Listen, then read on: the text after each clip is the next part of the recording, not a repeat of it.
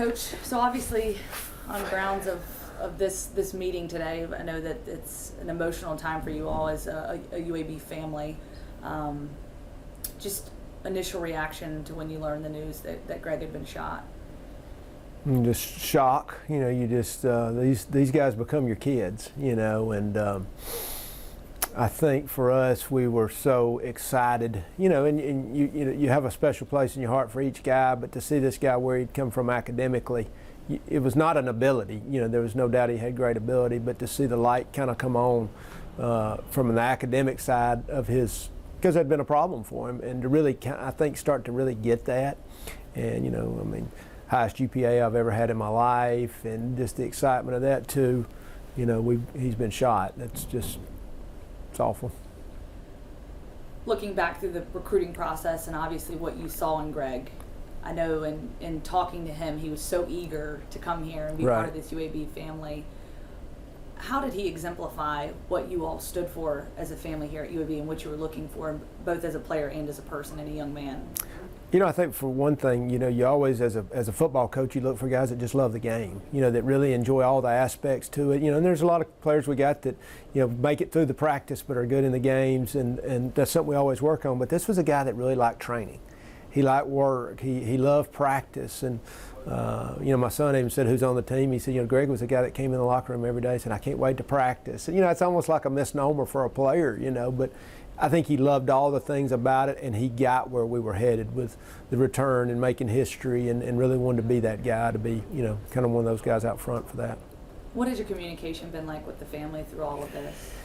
One of my coaches, Coach Brian Williams, is from Miami, so we've kind of got a little even better connection than most people would have. He knows family and cousins and uncles, and talking to all those folks about kind of what UAB was doing for Greg, has really been a blessing to hear, and I think the thing for them is they're going to kind of be the ones that lead the charge toward how they're going, the funeral, et cetera, and we just kind of want to address, what he meant to us. But they've been, I think, really pleased with where he was at, and beforehand, kind of what he was heading into.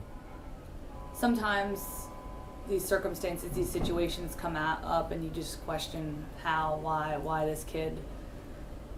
What's your message to the team right now in this time of tragedy?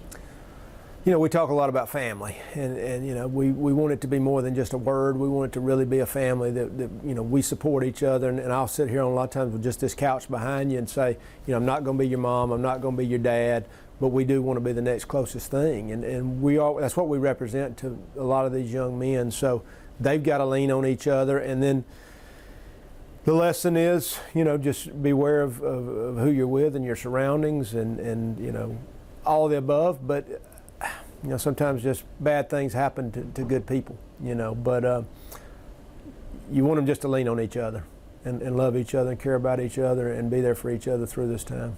And I imagine this is an impact, obviously something that's going to affect the team for quite some time. What are you all doing as a team and as a coach to kind of help those, especially the ones that are here, and just getting through this time? And sometimes it only takes time to heal things.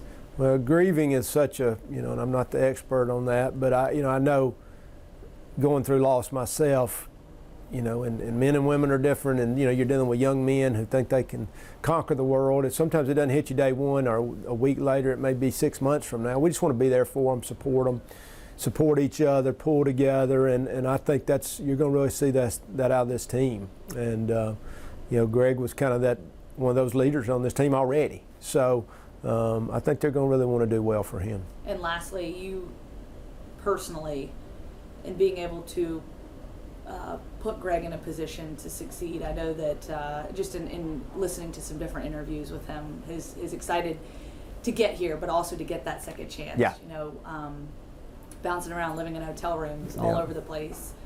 Just knowing that you can have that impact on a player and on a person and their future. Obviously, it didn't end in these circumstances the way that you would have liked, but just knowing that you can. This is kind of an example of how life is so precious. Correct. And that those decisions that you make can really, put somebody in good hands in the future. Just kind of reflecting on that for me. Yeah, you know, we've been saying win the day for 20 years now. I mean, but you know, tomorrow's not promised. So let's live this day to the fullest. Let's be mindful of consequences for our actions, as you talk about. And you know, we talk all the time about what's the bigger picture here. You know, it's the education, it's the, you know, getting the great job, it's the family. So that's this whole process. But I can say with him, and you know, and this is what I've said to family members, this guy lived every day, a smile on his face, a hard worker, and then and that other academic side was clicking, and so they can be proud of that, to know, you know, that's where this guy was headed. Very good. Oh. Okay. Thank you so much. I appreciate it. Yes, ma'am.